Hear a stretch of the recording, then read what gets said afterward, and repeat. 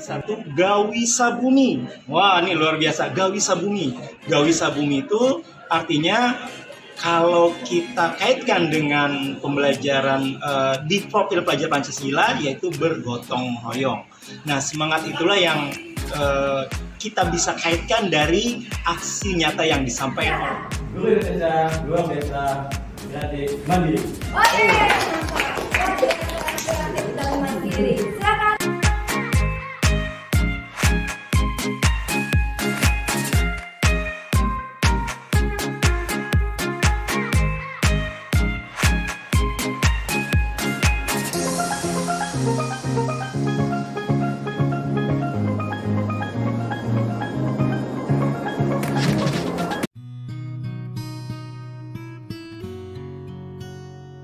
Bismillahirrahmanirrahim. Assalamualaikum warahmatullahi wabarakatuh. Waalaikumsalam warahmatullahi wabarakatuh. Alhamdulillahirabbil alamin. Assalatu wassalamu ala asyrofil anbiya'i wal mursalin sayyidina wa maulana Muhammad wa ala alihi wa sahbihi ajmain. Amma ba'du. Rabbishrah li sadri wa yassir li amri wahlul 'uqdatam min lisani yafqahu qawli. Ustaz dan Ustazah, saya ucapkan selamat datang di kegiatan pada hari ini. Pertama-tama saya ingin mengucapkan terima kasih atas waktu yang sudah diluangkan untuk kita bersama-sama berhadir pada agenda hari ini. Insya Allah Ustaz dan Ustazah, hari ini adalah sesi aksi nyata saya sebagai calon guru penggerak Angkatan 5 Kota Banjarmasin. Terkait di sini saya akan membawakan satu modul yang ada di guru penggerak, pendidikan guru penggerak, yaitu budaya positif. Baik, Ustadz dan Ustazah, kita akan mulai. Tapi sebelum kita mulai, alangkah baiknya untuk berdoa dulu ya. Kita sebelum memulai kegiatan, mari kita berdoa mudah-mudahan Amin.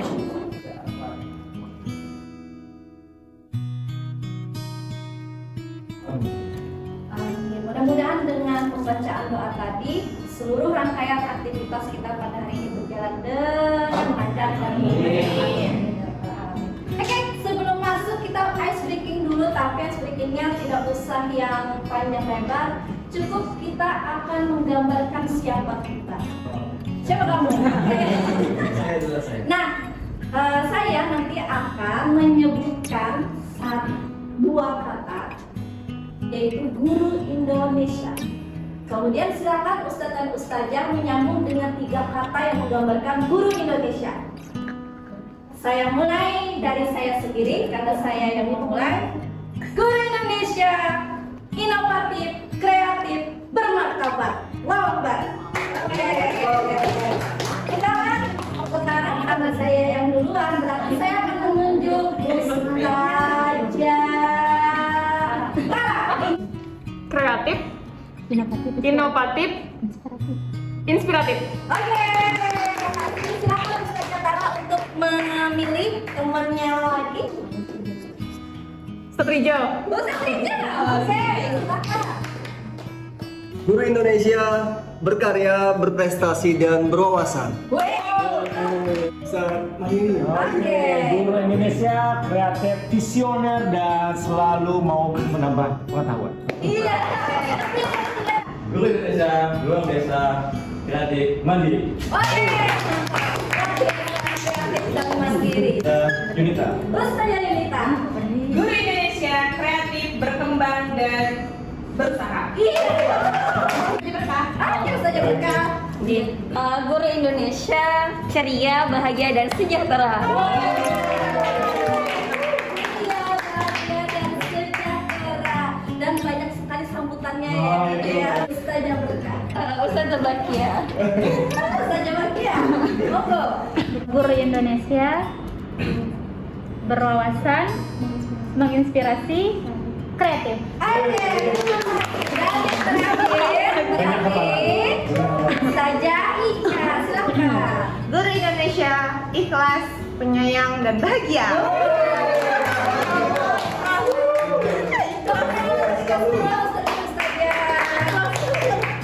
Oke, masing-masing dari kita sudah mengutarakan Apa yang menjadi semangat kita, nilai kita, semoga dengan nilai-nilai tersebut ini makin memperkuat segala proses yang akan kita jalani beberapa jam ini. Pegang terus teguh nilai-nilai tersebut Ustadz dan Ustazah, ya. Insya Allah nanti akan banyak hal-hal yang bermanfaat yang akan Ustadz dan Ustazah dapatkan. Amin ya rabbal alamin. Baik, perkenalkan, sudah tahu ya. Gimana kita belajar itu kanal YouTube 10. Di situ ada banyak video-video terkait bagaimana sih guru penggerak itu, aktivitasnya seperti apa, itu bisa dilihat di sana. Oke, baik. Sekarang, kita masuk ke kesepakatan pembelajaran. Baik, Ustaz dan Ustazah, adapun kesepakatan pembelajaran kita yang pertama, seluruh peserta itu memiliki kesempatan untuk berpendapat. Yang kedua, kita berpikiran terbuka dan saling menghormati. Ibarat parasut itu akan berfungsi kalau terbuka dan juga terjun. Iya. Tapi kalau terjun kemudian tidak terbuka, maka kita akan mati. Nah, maka di sini pikiran kita harus kita buka layaknya parasut. Nah, seperti itu. Tenang, mengikuti sesi dengan perasaan. Iya. Apakah hari ini gembira, Ustaz? Gembira, Masya Allah. Semangat. Semangat ya. Mulai dari kenapa di pembelajaran merdeka itu dimulai dengan memikirkan diri sendiri. Ibaratnya doa, ada dua doa ya, doa ibu bapak dan doa Nabi Ibrahim alaihissalam. Keduanya selalu diawali dengan meminta pengampunan untuk diri sendiri. Artinya, mulai dari diri sendiri ini adalah hal yang penting harus kita lakukan sebelum kita menularkan ke orang lain. Apa nih aktivitas yang akan Ustaz dan Ustazah lakukan? Pada sesi mulai dari diri, saya mengajak peserta aksi nyata untuk menjawab 6 pertanyaan penting. Yang pertama, apa pentingnya menciptakan suasana positif di lingkungan Anda? Kedua, sebagai seorang pendidik, bagaimana Anda dapat menciptakan suasana positif di lingkungan Anda selama ini? Yang ketiga, apakah ada hubungan antara menciptakan suasana yang positif dengan proses pembelajaran yang berpihak pada murid? Yang keempat, bagaimana penerapan disiplin saat ini di sekolah Anda? Apakah sudah diterapkan dengan efektif? Bila belum, apa yang menurut Anda masih perlu diperbaiki dan dikembangkan? 5. Apa saja harapan-harapan yang ingin Anda lihat berkembang pada diri Anda sebagai seorang pemimpin pembelajaran yang memiliki pengaruh pada warga sekolah, terutama murid-murid Anda setelah mengikuti kegiatan ini? Dan yang terakhir, apa saja harapan-harapan yang ingin Anda lihat berkembang pada murid-murid Anda setelah mengikuti kegiatan ini?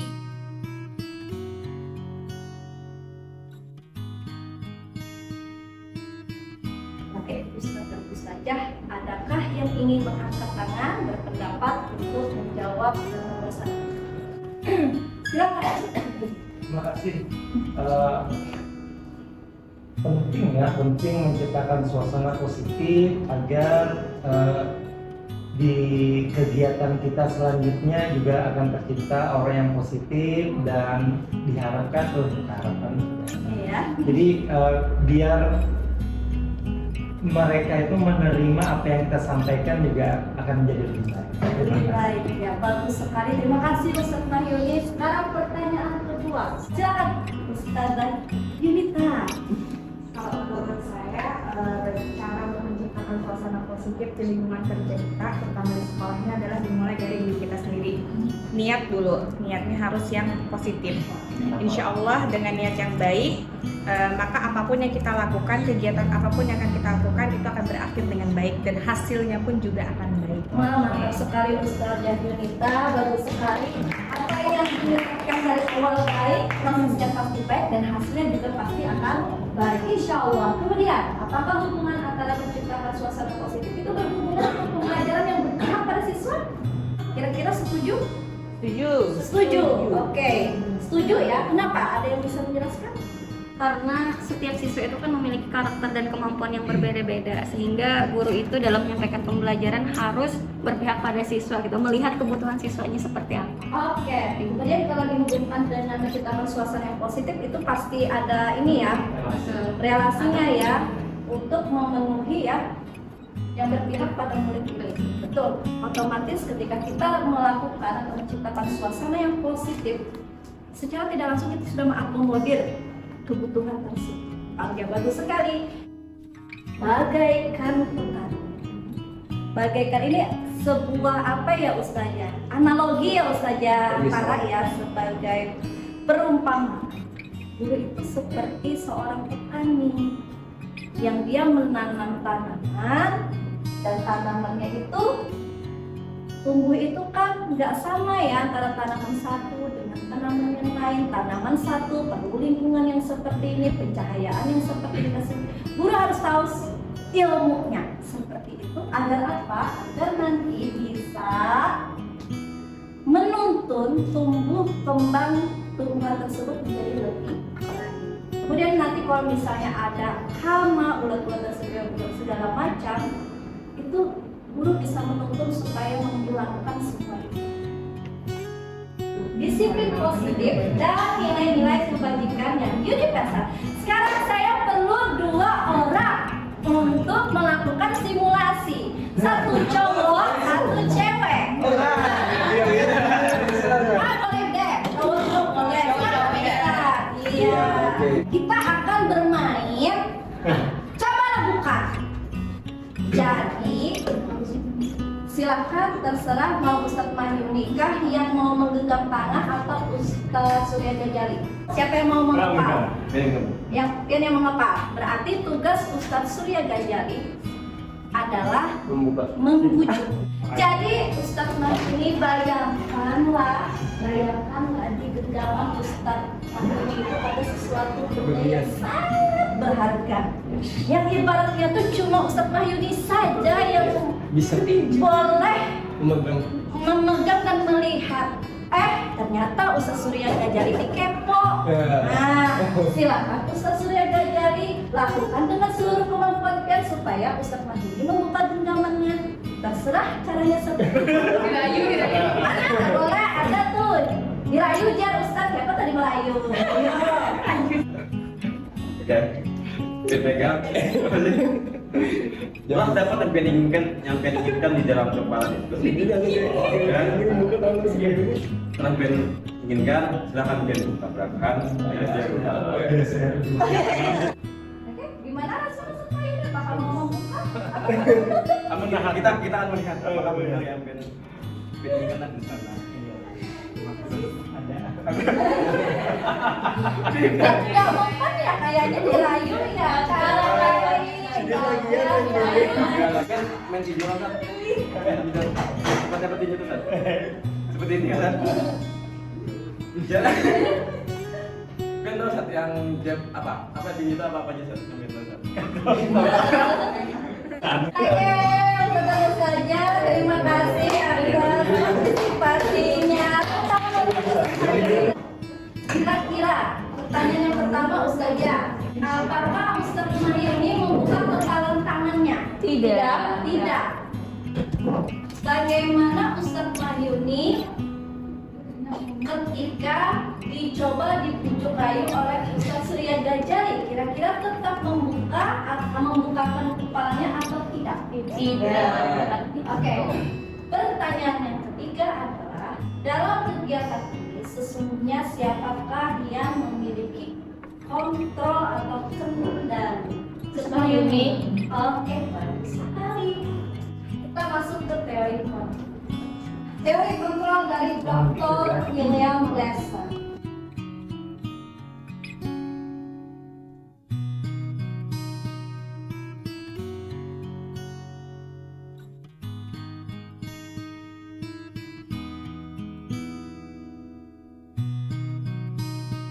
Disiplin itu dari bahasa Latin yang artinya disiplin, artinya belajar. Disiplin itu bukan berarti yang hukum-hukuman, harus yang mengikuti segala sesuatu aturan dengan bla bla bla. Sebenarnya disiplin itu adalah ketika seseorang itu memiliki rasa tanggung jawab terhadap apa yang dia lakukan.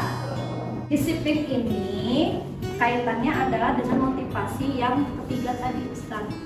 Memang benar-benar harus dari diri sendiri seperti itu. Karena belajar untuk bertanggung jawab dan dilakukan berdasarkan nilai-nilai kebaikan yang ini berasal. Dan yang penting adalah segala sesuatu yang kita lakukan itu motivasinya adalah intrinsik dari dalam diri sendiri, bisa dari luar. Nah ini 3 jenis motivasi. Kalau Ustaz Mahyuni tadi, ulun sengaja membuatkan seperti tangga. Nah yang seperti Ustaz Mahyuni tadi, motivasinya adalah motivasi paling rendah, menghindari hukuman. Ustaz dan Ustazah, menghindari hukuman atau rasa tidak nyaman itu adalah motivasi paling rendah dalam disiplin diri. Efeknya adalah ini tidak akan bertahan lama. Artinya misalnya dia itu melakukan disiplin itu pas of TKP saja, tidak sampai keluar. Makanya kita ada menemukan kan siswa itu kalau di sekolah kayak ini, sekali di luar takjub kita. Itu karena ini dia menghindari hukuman. Atau rasa tidak, lebih baik dijauhi aja daripada. Nah, kedua, ingin mendapat penghargaan ini setingkat lebih tinggi daripada hukuman, tapi tetap akan menimbulkan rasa tidak nyaman dan bahkan tidak.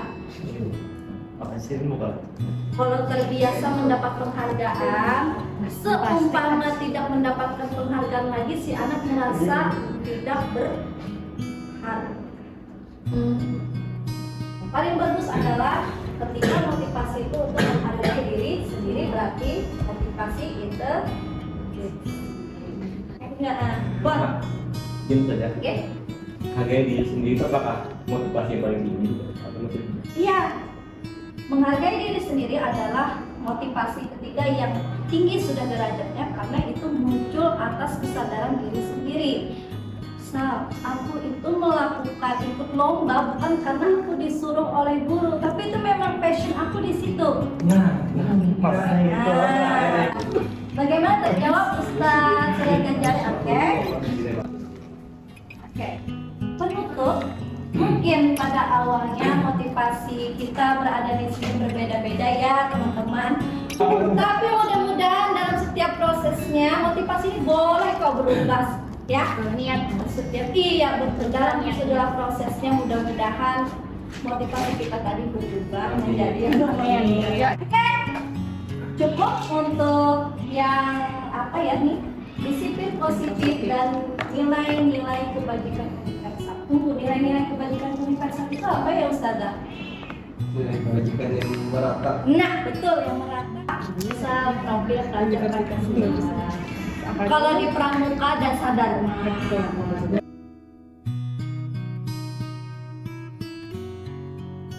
Nah, tujuan disiplin positif adalah menanamkan motivasi yang ketiga. Tadi motivasi yang ketiga apa terus saja? Atas kesadaran diri.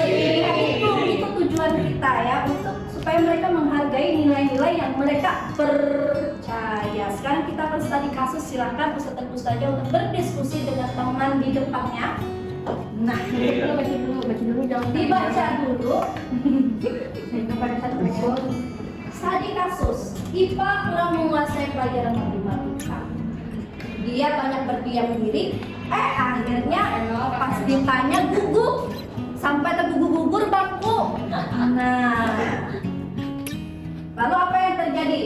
Pak Seno gurunya apa yang dilakukan? Dia lakukan terhadap IPA. Silakan diskusikan dulu Ustazah. Pertanyaan dari ulun adalah, apakah Ustadz dan Ustazah setuju dengan tindakan Pak Seno terhadap IPA?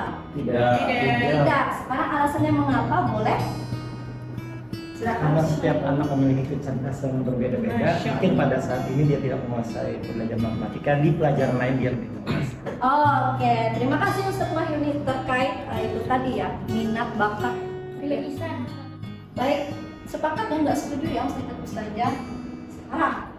menurut Anda tindakan Pak Seno itu adalah sebuah hukuman atau konsekuensi atau restitusi? Hukuman.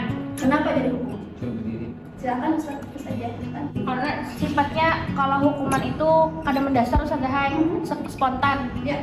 Karena mungkin rasa kurang nyaman tadi dari Pak Seno, muncul rasa kurang yang pas kayak gitu. Nah, atas pandangan atas paradigma Sidin. Oke, memang tidak pas ya Ustaz ya. Dan juga hukuman itu kadang membuat luka.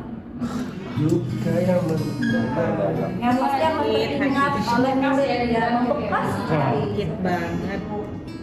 Setelah Ustazah, adapun hukuman itu adalah sebuah identitas yang gagal.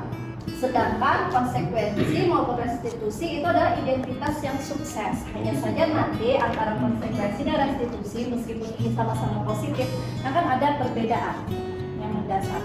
Tapi kita sudah tahu ya hukuman itu sesuatu yang menyakitkan.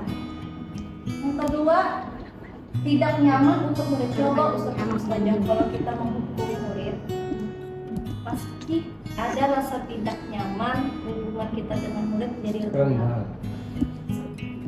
Intinya hukuman itu pastilah menimbulkan rasa sakit, sedangkan konsekuensi itu rasa tidak nyaman. Nah ini hukuman sifatnya terencana atau tiba-tiba betul dan kadang-kadang logis. Ya 2 bintang. Kadang logis antara kesalahan melawan hukumannya. Kadang itu bisa ke fisik, bisa juga psikis dengan kata-kata kita seperti itu. Tapi kalau konsekuensi itu sudah disepakati atau sudah diikat. Kemudian terukur, misal datangnya terlambat 3 kali maka segini terukur, oke. Dan ada monitoring. Sekarang, yuk kita quiz. Hal terlepas ini disepakati atau tidak? Inilah kata-katanya. Hukuman. Oke. Betul. Betul ya? Ada konfliknya tadi? Iya. Iya tadi. Lari mengelilingi lapangan basket 2 kali karena terlambat hadir di sekolah. Hukuman? Yakin? Iya, betul sekali. Membersihkan coretan yang dibuat di meja konsekuensi. Oke, bagus. Oke, sekarang berdiskusi lagi Ustaz dan Ustazah.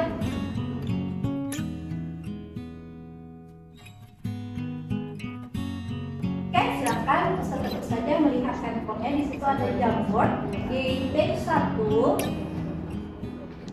Silakan Ustaz dan Ustazah untuk menjawab beberapa pertanyaan.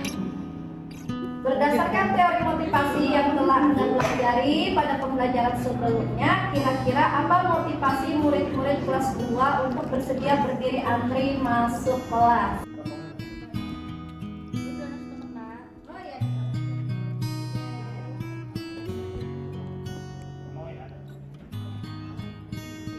Selagi menunggu ya, kira-kira Ustazah, menurut dia apa yang akan dia lakukan supaya siswa itu berbaris dengan rapi di kelas tanpa harus menggunakan hukuman atau pendidikan? Kira-kira dengan treatment apa sebelumnya? Dan sudah kayak SMP, SMA mungkin diberikan pengertian. Oh berarti sesuai dengan fase ya? Fasenya. Ya oke, bagus. Kita next. Terima kasih Ustaz Yuni. Sama-sama. Lah, ini hukuman dan penghargaan. Ada istilah dihukum karena penghargaan. Makanya di awal tadi kata yang tentang ilusi tadi, Ustazah, salah satu ilusinya adalah penguatan positif dapat membentuk karakter anak. Padahal itu cuma ilusi. Ternyata yang namanya penghargaan pun itu bisa menjadi hukuman. Kenapa? Penghargaan itu tidak efektif karena akhirnya anak melakukan sesuatu itu karena faktor dari luar, karena penghargaan yang ingin dia dapatkan. Kalau tidak ada penghargaan ya sudah, bukan dari diri dalam diri. Merusak hubungan dengan guru.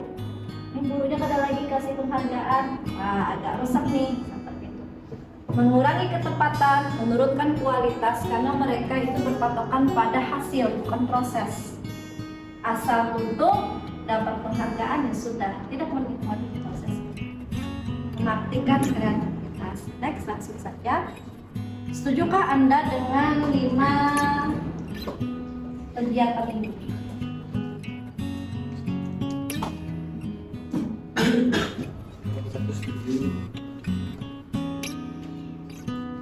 Dalam mentreatment anak-anak itu, hendaknya kita tidak melihat kesalahannya. Sekarang perhatikan untuk 1, 2, 3, 4, 5 kesalahannya, melihat kesalahan. Mengatakan bagaimana harusnya bertindak.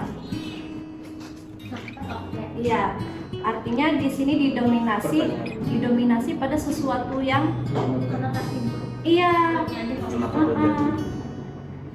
Seakan-akan guru itu melihat kesalahannya aja gitu loh. Padahal ini yang disebut restitusi.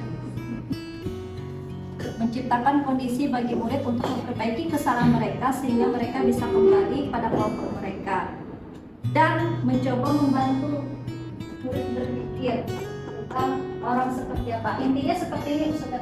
Restitusi itu dia itu menggunakan segala bentuk aset-aset positif, tidak menggunakan aset-aset yang negatif seperti lebih ke kesalahan, tapi lebih menggali hal-hal yang positif pada diri anak. Meskipun terlihat susah, kalau ini bisa dilaksanakan, ini nanti dampaknya bagus.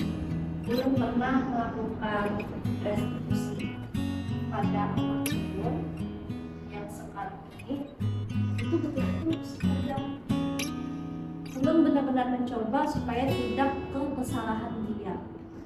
Dan ketika itu saja langsung ngambil, dia itu langsung nangis apa, padahal ini ada betapa masalahnya apa, diceritakannya sampai sedetail-detailnya. Akhirnya dia tahu. Jadi dengan menggunakan restitusi, selain permasalahan anak tadi permasalahan anak tadi terpecahkan, hubungan kita dengan anak jadi semakin dekat. Mungkin apakah terkait dengan ini terkait pembelajaran Mak, restitusi kan memberikan kondisi dan sebagainya. Bagaimana kalau itu ada sebuah semacam apa pelajaran matematika yang ini memang salah, ya kan kita menunjukkan kesalahan. Iya. Itu bagaimana? Misalnya dengan bahasa pemrograman, yang itu salah. Nah, pasti kita menunjukkan kesalahan. Apakah seperti itu atau kesalahannya kayak apa gitu nah yang tidak boleh kita tunjukkan? Yang itu salah sikapnya atau sikapnya atau ke materi itu atau gimana? Oke. Kalau matematika kan 2 tambah 5 7 misalnya. 7 lah. Matematika kan ilmu pasti Ustaz. Iya, makanya tadi kan ini apa konteksnya apa ilmu pasti masuk juga atau ke pelajaran yang lain gitu. Kalau ini kalau dalam tindakannya Ustaz dan Ustazah, tapi nanti kita akan lihat apakah ada treatmentnya untuk pembelajaran yang tadi itu eksak itu kan yang salah itu pasti jelas ya. Jadi kita akan lihat.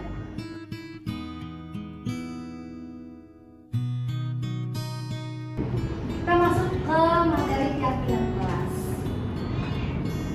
Oke, ada poster. Helm. Mengapa kita memiliki peraturan tentang penggunaan helm? Kira-kira bagaimana Ustaz?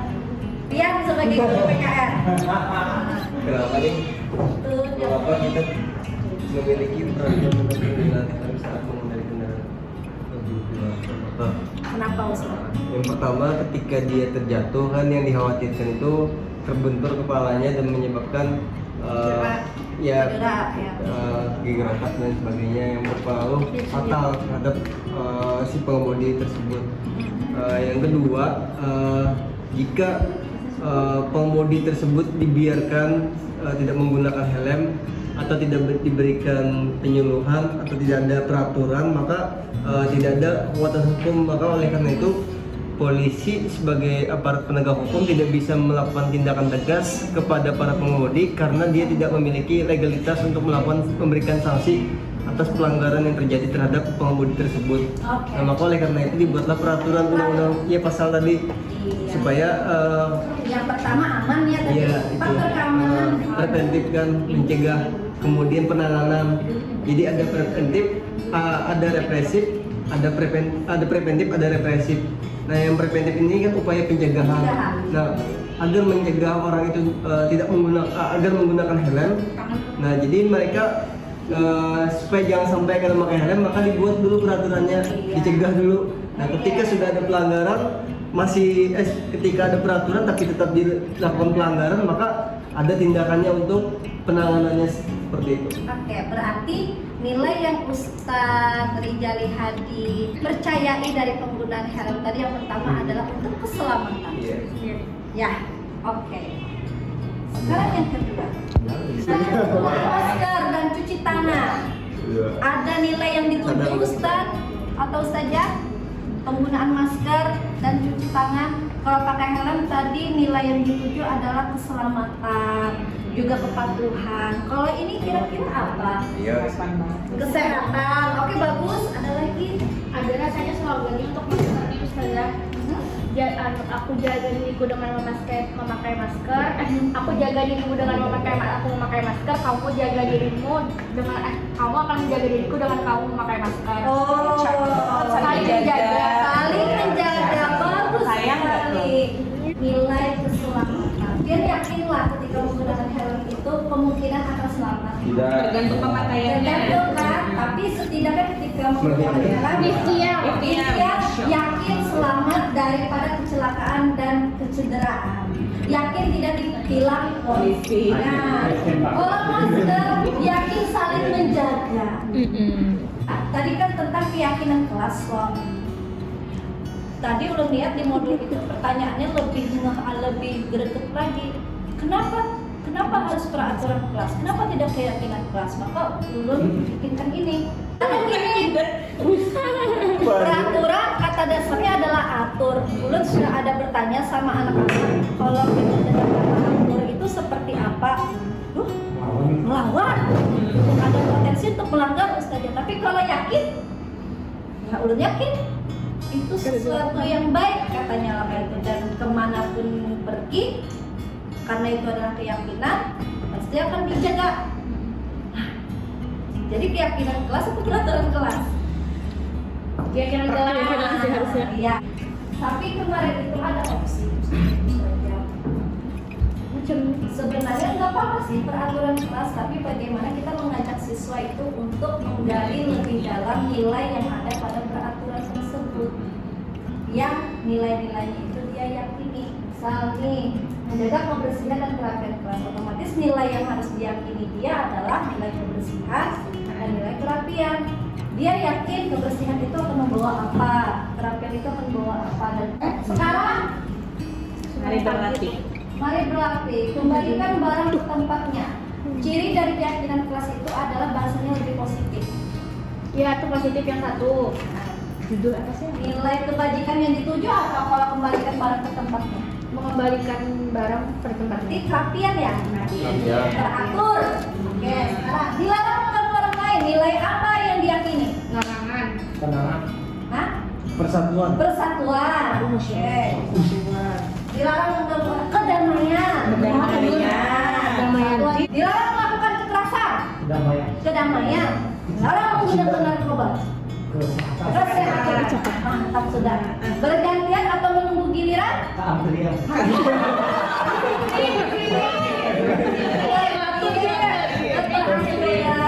Dilarang merokok. Nilainya kesehatan. Gunakan masker. Kesehatan. Berjalan di kelas dan koridor. Aman. Nah, itu tentu saja contoh dari keyakinan kelas. Intinya agar semua warga kelas dapat memahami setiap pernyataan yang ada di peraturan kan, di keyakinan itu harus selalu diingatkan penting.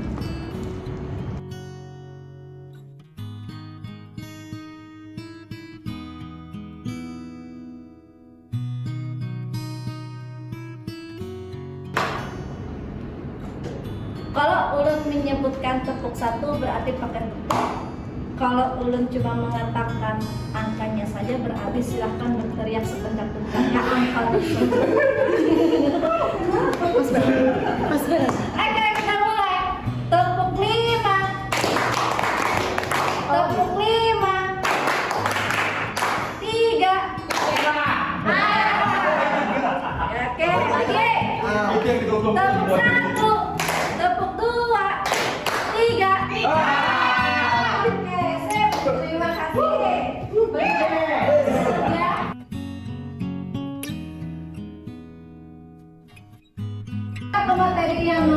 kebutuhan dasar manusia dan dunia berkualitas ini adalah materi kesukaan Ulun karena bisa diterapkan ke anak-anak dan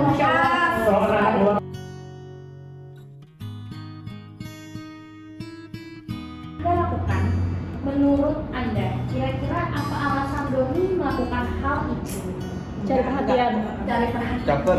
Caper. Tidak disediakan mamanya. Tidak disediakan mamanya bekal. Langsung menjudge. Iya. Nah, kembali lagi, setiap perilaku itu selalu ada tujuan. Baik itu baik maupun tugas kita adalah bagaimana menuntun supaya mereka itu melakukan sesuatu hal itu adalah yang positif. Dalam menganukan kebutuhan apa ya? Dalam mentreatment anak. Betul sekali yang dikatakan Ustazah Yunita tadi.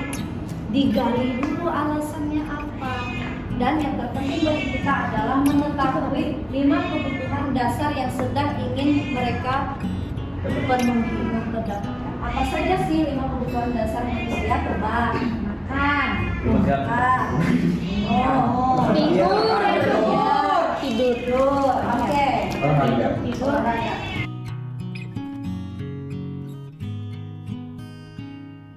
Sini saja. Bu, kejar aku karena ibu guru sayang aku. Kira-kira ini kebutuhan apa kalau ada ciri-ciri seperti ini? Cinta dan kasih sayang. Oke, betul. Aku hebat kan, bisa bikin ibu guru kejar aku, kata Bimo. Berarti apa? Penguasaan. Iya, betul sekali. Ibu guru bilang aku tidak boleh bersenandung sewaktu mengerjakan tugas. Katanya kelas harus tenang, tidak ada suara, pada seru.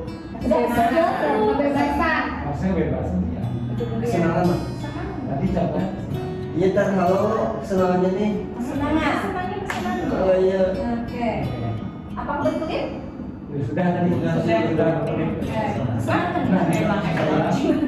Ibu guru tidak menyapa aku hari ini padahal aku pakai pikiran enggak banget ya. Ini ada jemput baru. Ciput banget apa? Cinta dan kasih sayang. Betul. Aku senang bisa pergi ke tempat yang aku suka. Kebebasan. Ada bukan sendiri saja. Ini kita nanti. Iya. Wah, gue mana senang berteman. Pasti tidak ada pulpen, tidak ada apa-apa. Tenang kok, banyak orang lain aja.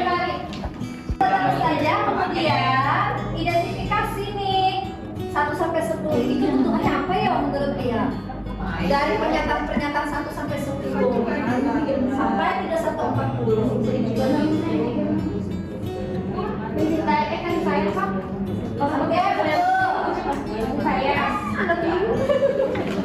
Cinta.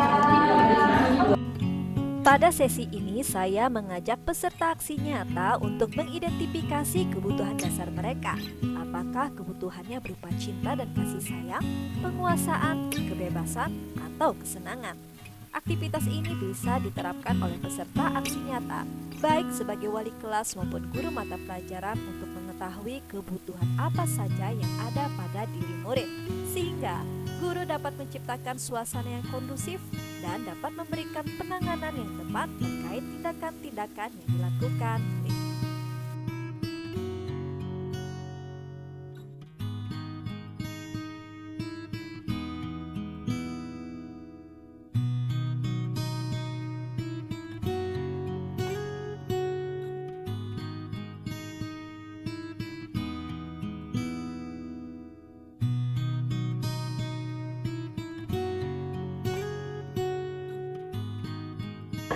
Inilah profil kebutuhan kelas Ulun 12 IKIS 2. Mereka itu Ustadz dan Ustazah ternyata haus akan penguasaan. Bateri lah. Penguasaan itu artinya seperti ini Ustadz. Terlihat sih mereka itu pengen untuk selalu diapresiasi, melakukan sesuatu itu selalu bagus dan pengen dilihat. iya. Nah, diberikan Pengakuan. pengakuan. Gitu. Dan yang kedua, Eksistensinya diakui. dan yang tertinggi kedua adalah kesenangan. Makanya kalau pengen ke kelas ulun tuh Jelas senang. iya bahannya. Jadi nanti kalau ustaz dan ustazah ngajar di kelas ulun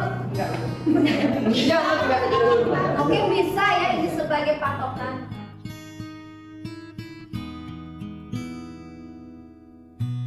Tadi jadinya berkualitas sesuai dengan dunia mereka seperti itu.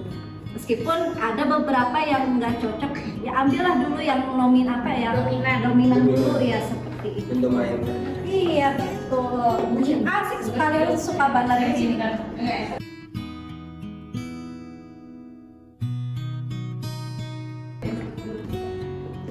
Oke, Ustaz dan Ustazah, berikut sekarang dua materi terakhir, restitusi, 5 posisi kontrol. Restitusi tadi adalah bagian yang sangat tinggi dalam penanganan siswa, tidak ada melakukan kesalahan dan segala macam. Sekarang kita akan lihat posisi kontrol kita sebagai seorang guru. Yang pertama, guru itu ada posisinya menghukum, seperti Pak Seno tadi ya, sama Pak ya yang tadi yang Pak Seno ya, yang tadi disuruh diteriaki, kemudian didirikan dan segala macam. Langsung bersalah. Ada yang posisinya sebagai teman, ada pemantau dan manajer.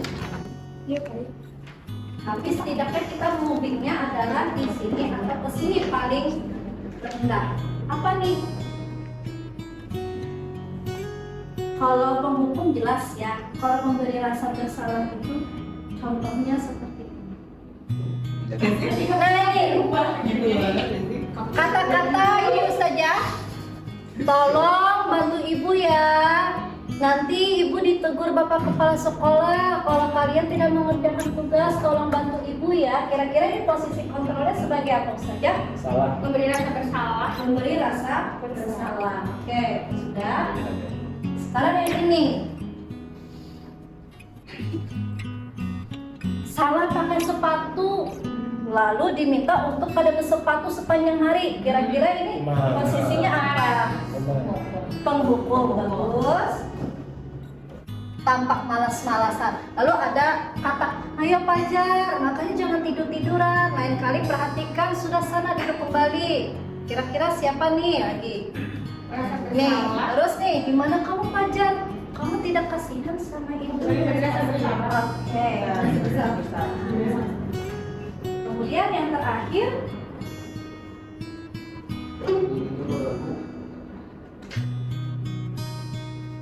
menanyakan tentang keyakinan, sesuatu yang disepakati, kemudian ada ini apa kira-kira?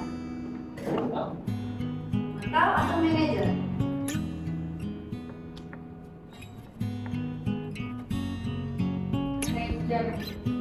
Tinggi ya? Oke. Berarti yang belum muncul di sini apa? Teman itu setelah Ustazah bisa kalimatnya seperti kadang kesian Kak sama Ustazah sudah uyu-uyu pengen tapi tidak apa-apa, untuk kali ini Ustazah aja membereskan. Itu kata kuncinya, kita memberikan bantuan. Ayo sudah kada apa-apa, udah karena Ustazah nih makan. Biasanya kalau udah Ustazah lah merapiakan, ya sudah itu ada ribet. Kita kadang ribet, iya kita kadang hendak uyu bangun, tapi sudah Ustazah aja. Itu kita sudah berada di posisi seorang teman. Kita memberikan rasa bersalah, bantuan sekaligus. Tapi kalau memberi rasa bersalah tidak ada, cuma memberikan rasa bersalah, stop. Tidak ada bantuan apapun. Pemantau, nah dia biasanya pemantau ini Ustazah Hai, dia ada catatan. Temuan-temuan siswanya ada catatan. Kadang itu guru ukhuwah itu kita perlu catatan Ustazah. Masalahnya kalau misalnya apa bisa kita tampilkan ini buktinya, anekdot seperti itu. Dan namanya pemantau itu harus memonitoring. Ya, observasi. Ya, observasi ada nggak sih perkembangannya. Tapi kalau restitusi ini kayaknya tidak ada yang ibaratnya tuh yang harus ditulis dan segala macam. Makanya kalau saran kita itu posisinya muridnya di sini aja. Kalau berdasarkan sekolah kita perlu jadi pemantau karena kita perlu data. Ini kalau menurut kita Ustazah lah.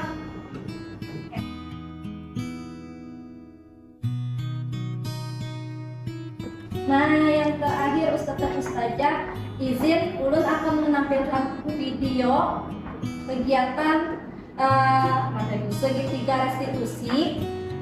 Nah, restitusi itu adalah suatu kegiatan untuk mengembalikan nilai anak agar mereka itu ketika kembali ke kelompoknya itu tidak dalam keadaan terluka dan sebagainya macam. Tahapannya ada 3. Pertama, menstabilkan identitas, validasi tindakan yang salah, dan menanyakan keyakinan. Contoh menstabilkan keadaan ini contoh kata-katanya berbuat salah itu nggak apa-apa. Misalnya dia dulu pernah berbuat salah. Saya juga pernah melakukan. Kita bisa kok menyelesaikan ini. Jadi anak itu merasa ketika dipanggil itu kan sudah ketar-ketir tuh. Dengan adanya menstabilkan identitas, otomatis dia lebih tenang, lebih rileks. Kemudian validasi tindakan yang salah, kalimat-kalimat yang muncul biasanya seperti ini. Mungkin yang soal matematika tadi Ustaz mungkin seperti ini. Kamu prosesnya sudah betul. Nah, bisa ditambahkan nih seperti ini. Mungkin masih. Dan yang terakhir, menanyakan keyakinan. Apa yang kita percaya sebagai kelas atau keluarga, apa nilai-nilai yang telah disepakati. Izin Ustazah, kita akan menampilkan video Ulun bersama anak-anak. Ayo. Jadi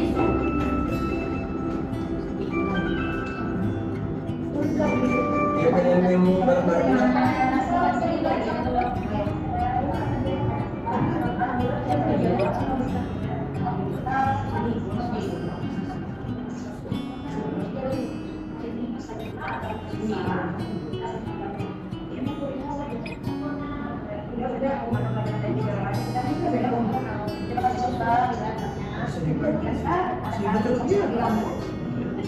ada yang bisa dibantu tuh menstabilkan identitas.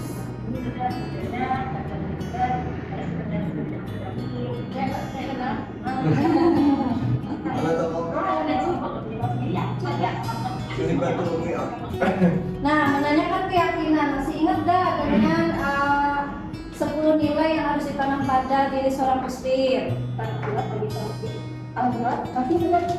Apa yang kamu yakinkan harus ada?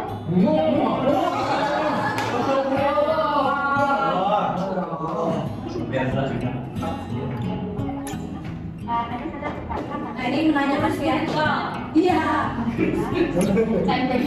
Dan kasus kedua.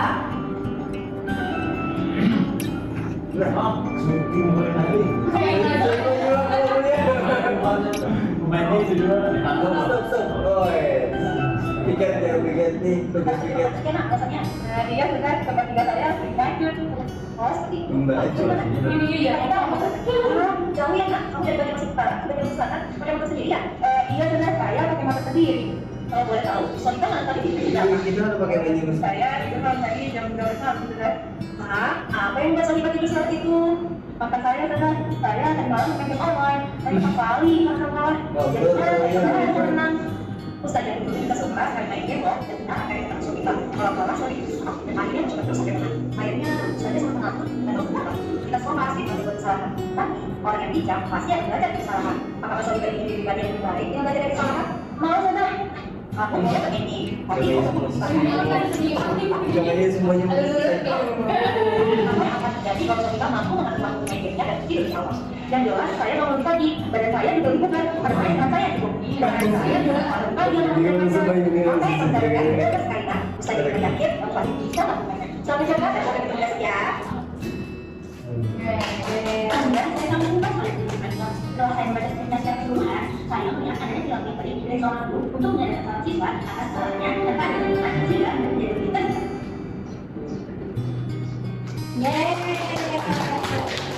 Terima kasih telah menonton tayangan ini. Semoga bermanfaat. Salam dan bahagia. Assalamualaikum warahmatullahi wabarakatuh. Waalaikumsalam. Bilang ngeceknya langsung GP.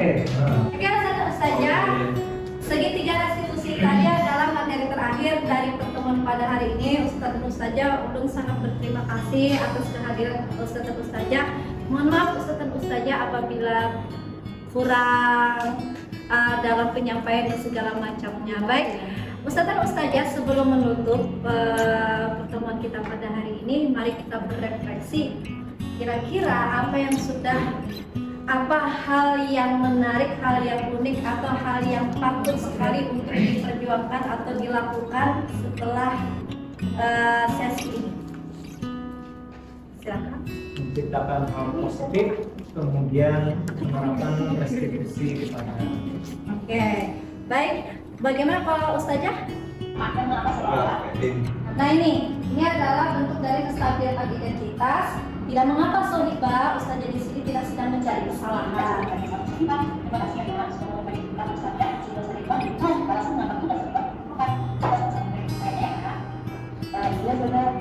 Selama proses ini, Kegiatan yang paling membekas itu saat mengetahui bahwa perbedaan antara peraturan dan keyakinan. oh peraturan dan keyakinan, atur dan yakin ya, Iya. seperti itu. Bagaimana perasaan Ustazah ketika mengetahui hal tersebut? Kaget atau gimana seperti itu? Iya, di luar ekspektasi. Karena selama ini yang saya pikirkan tuh bahwa peraturan dan keyakinan itu sama, ternyata berbeda. Ternyata berbeda. Oke, terima kasih. Kemudian apa yang akan Ustadz dan Ustazah lakukan setelah sesi ini?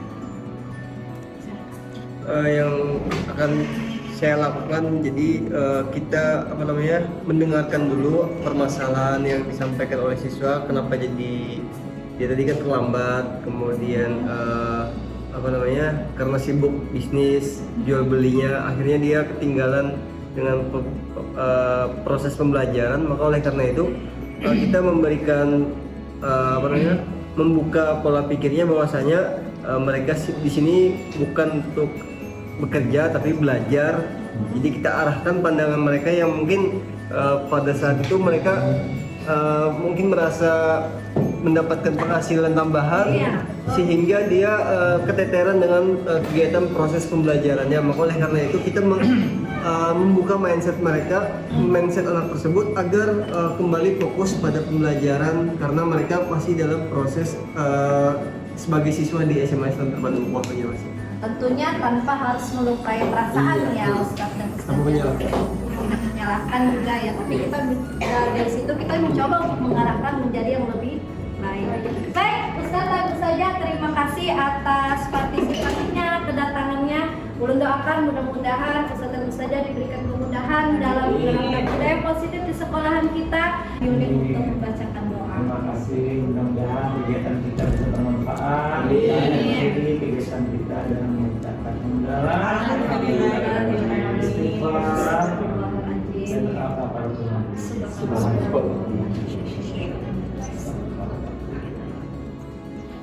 Terima kasih. Selamat beraktivitas kembali. Assalamualaikum warahmatullahi wabarakatuh. Waalaikumsalam. Sebelumnya terkait program kelas 12 di SMA Islam Terpadu. Ayah bunda, ini sangat luar biasa sekali.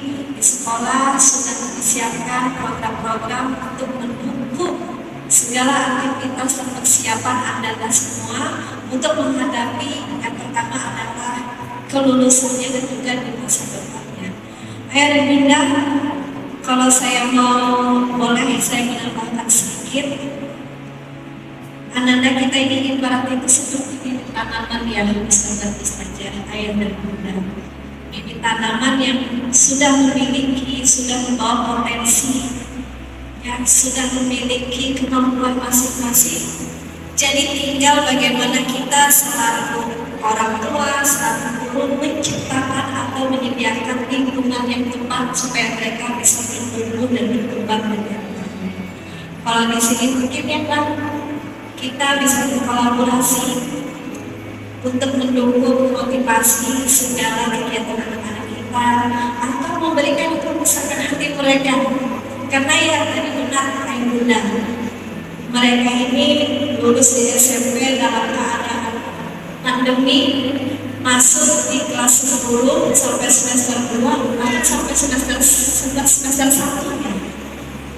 Masih dalam keadaan pandemi, jadi asing mereka. Baru setelah itu semester 2 baru mereka sampai sekarang mungkin ada merasa berat, ada merasa lelah. Jadi ayah dan bunda kita semua bisa mendukung mereka, membesarkan hati mereka seperti itu. Baik ayah dan bunda, ini ada sekitar 1 menit ya Ustazah Risma untuk kegiatan tanya jawab. Kira-kira ayah dan bunda adakah yang mau ditanyakan terkait program?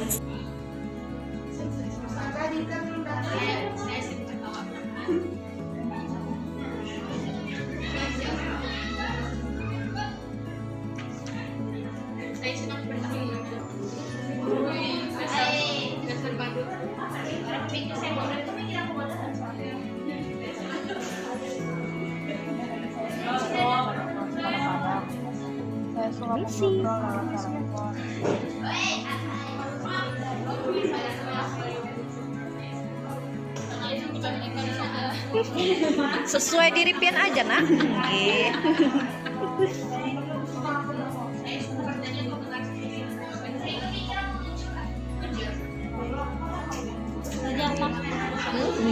Duduk di sekolah adalah hal yang maksudnya? Mana itu? Duduk di sekolah ada hal yang iya. Aku tuh pengennya mau kesana kemari. Iya, duduk di tempat kamu ini. Apa ya? Sebentar. Nomor 2, saya suka melihat orang lain sebelum saya mencoba hal. Oh, ketika pian itu nah, pian melihat orang lain dulu mencoba, baru pian yang mencoba seperti itu. Pian lihat contoh dulu gitu loh.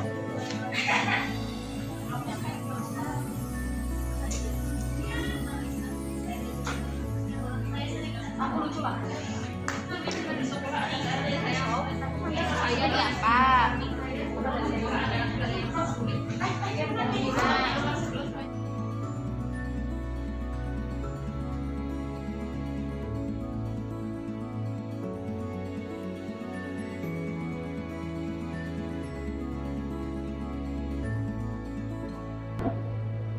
Assalamualaikum warahmatullahi wabarakatuh. Alhamdulillahirrahmanirrahim. Terima kasih banyak atas kesempatan yang diberikan kepada saya. Perkenalkan, nama saya Rizali Hadi. Saya di SMA Islam Terpadu Umpul Banjarmasin selaku guru mata pelajaran PKN, yang mana sudah mendengarkan penyampaian dari Ustazah Imaliana SPD MPD terkait dengan budaya positif. Menurut saya budaya positif yang disampaikan beliau tadi sangat memberikan inspirasi, kemudian bisa membuat kita sebagai pendidik untuk merefleksikan diri lagi bagaimana proses pembelajaran yang kita lakukan di sekolah, kemudian menangani kasus-kasus yang kita hadapi dalam proses KBM. Apa yang beliau sampaikan terkait dengan level atau tingkatan dalam motivasi kita terhadap siswa, maka kita perlu juga menerapkan atau mengaplikasikan dalam proses kegiatan pembelajaran di kelas maupun di luar kelas, yang mana motivasi ini sangat penting yang harus dilakukan oleh guru atau tenaga pendidik, yang mana pengaruh motivasi itu sangat besar terhadap peserta didik kita. Mungkin itu yang bisa Ustaz sampaikan, yang Ulun sampaikan. Terima kasih banyak atas kesempatannya, dan terima kasih banyak Ulun ucapkan kepada pemateri pada hari ini, Ustazah Imaliana SPD MPD yang luar biasa menyampaikan mengenai budaya positif. Terima kasih. Assalamualaikum warahmatullahi wabarakatuh. Assalamualaikum warahmatullahi wabarakatuh. Sebelumnya terima kasih untuk kesempatan yang telah diberikan kepada saya. Perkenalkan, nama saya Tara Aulia. Di sini di SMA Islam Terpadu Ukhuwah, saya berperan sebagai guru mata pelajaran Bahasa Indonesia. Sebelumnya saya ingin memberikan pesan dan kesan terhadap materi yang sudah disampaikan oleh Ustazah Ima Liana dengan materi budaya positif. Menurut saya budaya positif ini sangat penting diketahui oleh pendidik terutamanya. Bagaimana cara kita untuk menerapkan budaya positif terhadap peserta didik, bagaimana cara kita menjadi pribadi yang lebih baik agar dapat dicontoh oleh peserta didik. Karena kita pun mengetahui bahwa setiap peserta didik mempunyai karakter yang berbeda-beda. Jadi setiap pendidik juga harus memahami bagaimana karakter dan sifat setiap siswa di kelas kita. Dan dari penyampaian Ustazah Ima Liana tadi sudah sangat bagus, sangat menginspirasi dan terutama menambah wawasan dan pengetahuan baru bagi saya yang juga baru dalam dunia pendidikan. Terima kasih Ustazah Ima untuk ilmunya, semoga saya bisa menerapkan dan menjadi guru yang lebih baik, lebih kreatif, dan menginspirasi. Terima kasih. Wassalamualaikum warahmatullahi wabarakatuh. Bismillahirrahmanirrahim. Assalamualaikum warahmatullahi wabarakatuh. Perkenalkan, nama saya Mahyuni. Saya mengajar di SMA Islam Terpadu Ukhuwah mata pelajaran Informatika. Setelah mengikuti kegiatan aksi nyata yang disampaikan oleh Ustazah Ima Liana MPD, kemudian kita banyak mendapatkan wawasan baru yang luar biasa. Wabil khusus itu mengenai disiplin positif dan nilai-nilai kebajikan yang apabila kita kaitkan dengan kebudayaan lokal kita, dan di situ ada berkesesuaian. Misalnya ada istilahnya Baiman. Slogan kita Baiman itu kepanjangannya Barasih Wan Nyaman atau bersih dan nyaman. Jadi budaya bersih itu kita terapkan di kehidupan kita di Kota Banjarmasin. Kemudian untuk berimannya, imannya jelas tuh ya, keyakinan kita terhadap Tuhan Yang Maha Esa. Nah kemudian ada lagi wajah sampai ke puting. Wajah sampai ke puting itu artinya setiap pekerjaan yang kita lakukan itu harus tuntas, dari awal sampai akhir itu kita tuntaskan. Kemudian ada lagi satu gawi sabumi. Wah, ini luar biasa, gawi sabumi. Gawi sabumi itu artinya kalau kita kaitkan dengan pembelajaran di profil pelajar Pancasila, yaitu bergotong royong.